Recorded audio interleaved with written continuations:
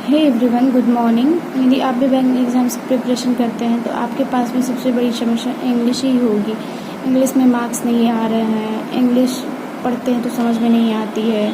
English को कितना पढ़ें, कैसे भी पढ़ रहे हैं तो कुछ समझ में ही नहीं आता है। जब मॉक टेस्ट लगाते हैं तो आरसी बिल्कुल समझ में नहीं आती है, कैसे करें क्या करें।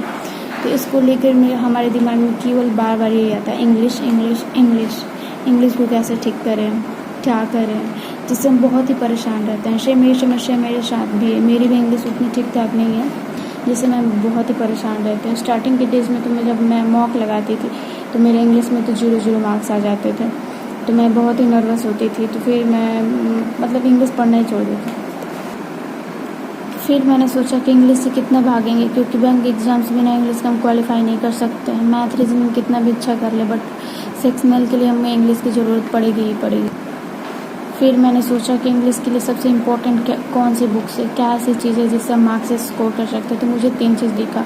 एक तो ग्रामर हमको अपनी अच्छी करनी होगी, दूसरा रीडिंग और तीसरा वोकैब, जो कि इम्पोर्टेंट है। यदि ये हम इतना अच्छा कर ले रहे हैं तो इंग्लिश में 20 मार्क्स या 25 इससे भी एबव भी ला सकते हैं। तो मैंने रीडिंग और वोकैब के लिए 2 बुक ऑर्डर की। तो मैं वोकैब के लिए word power mad easy book order की, क्योंकि मैंने बहुत लोगों का सुना था कि मेरी इंग्लिश बहुत ही वीक है।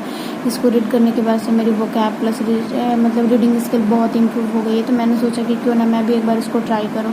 और रीडिंग के लिए मैंने डिस्क्रिप्टिव बुक निमिषा मैम की ऑर्डर की है, क्योंकि मैंने सोचा कि मैं यदि ये ऑर्डर करती हूँ तो इससे मैं कुछ रीडिंग भी सीख सकती हूँ और डिस्क्रिप्टिव का नॉलेज भी हो जाएगा, कैसे लिखा जाता है, क्या किया जाता है।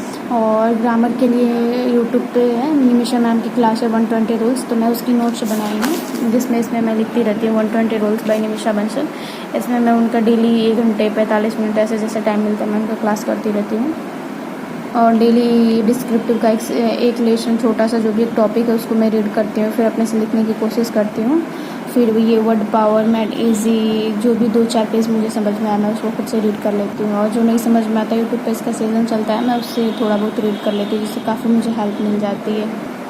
तो मैं आपको बता दूं कि ये वर्ड पावर मैड इजी बहुत ही अच्छी बुक है, क्योंकि मेरी भी इंग्लिश बहुत ही लो है, बट इसको पढ़ के मुझे बहुत ही अच्छा लग रहा है, काफ़ी इम्प्रूवमेंट दिखाई दे रहा है।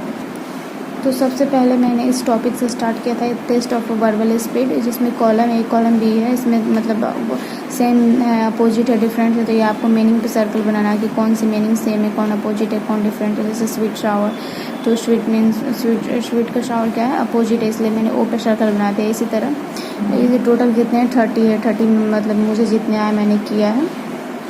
और इसके बाद से यहाँ पे कुछ 125 वर्ड्स लिखने हैं, जो कि टोटली डी से होने चाहिए, और कोई भी वर्ब का सेकंड फॉर्म थर्ड फॉर्म नहीं होना चाहिए। तो इसमें तो मैं ज़्यादा नहीं कर पाई हूँ, इसमें मैं केवल 40 ही कर पाई हूँ। तो इसके बाद से आपको पॉइंट्स भी मिलते हैं, जो मैंने अपने पॉइंट्स लिखा है। पार्ट 1 में मेरे 50 पॉइंट्स बने हैं, तो आप देख सकते हैं कि 50 पॉइंट्स पे इस पर। उसके बाद पार्ट बी में मेरे 50 पॉइंट्स बने हैं, तो आप वहाँ देख सकते हैं कि दिया कि आपके यदि 50 पॉइंट्स बन रहे हैं तो आप क्या हैं, बिलो एवरेज है। तो मैं तो अभी बिलो एवरेज हूँ, और ओवरऑल मिला के मेरे 100 बने हैं। तो 100 पे कितने हो जा रहे हैं, एबव एवरेज हो जा रहे हैं। इसी तरह आगे भी दिया है कि how to start building your vocab. तो इस बुक से मैं सीजन 1 अपने से ट्राई करती हूँ करने की, और कुछ नहीं समझ में आता तो मैं यूट्यूब की हेल्प भी लेती हूँ। तो जैसे इसमें आपका रूट वर्ड है ईगो, तो मैं उसको ईगो को ऊपर ही लिखी हूँ। ईगो मीन्स आई होता है, जैसे यहाँ पे लिखा है एन ईगोइस्ट। ईगोइस्ट मीन्स मी फर्स्ट होता है। तो मैं इसको अपने लैंग्वेज में लिखी हूँ कि इसका मीनिंग क्या होता है, जिसको मैं इजीली समझ सकूँ। तो जो केवल अपना फ़ायदा देखता हो, जैसे एन ईगोइस्ट सेल्फिश पर्सन होता है। दूसरा एन ईगोटिस्ट, ईगोटिस्ट जो केवल अपनी बड़ाई करता हो। थर्ड पे है एन अल्टरिस्ट, अल्टर एक रूट वर्ड है, उसका मतलब होता है अदर। इसी तरह करके मैं इसको पूरा अपने लैंग्वेज में कन्वर्ट कर ली हूँ। एन इंट्रोवर्ट, तो देखिए वर्टो मीन्स होता है टू टर्न, इंट्रो मीन्स अंदर की साइड, तो जो कम बोलने वाला पर्सन। इसी तरह रीड करके मैंने सीजन 1 कंप्लीट कर लिया है। इसके बाद से देख सकते हैं कि इसको मैंने कुछ हिंदी कुछ इंग्लिश में कन्वर्ट कर लिया है। उसके बाद से इसके एक्सरसाइज आते हैं।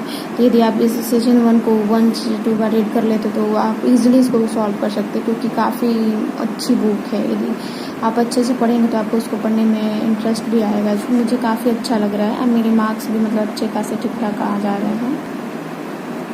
यदि आपकी भी इंग्लिश अच्छी नहीं है फ्रेंड्स, तो आप भी ये बुक्स एक बार ट्राई करें, और क्या पता इसी बुक से आपकी वोकैब भी अच्छी हो जाए।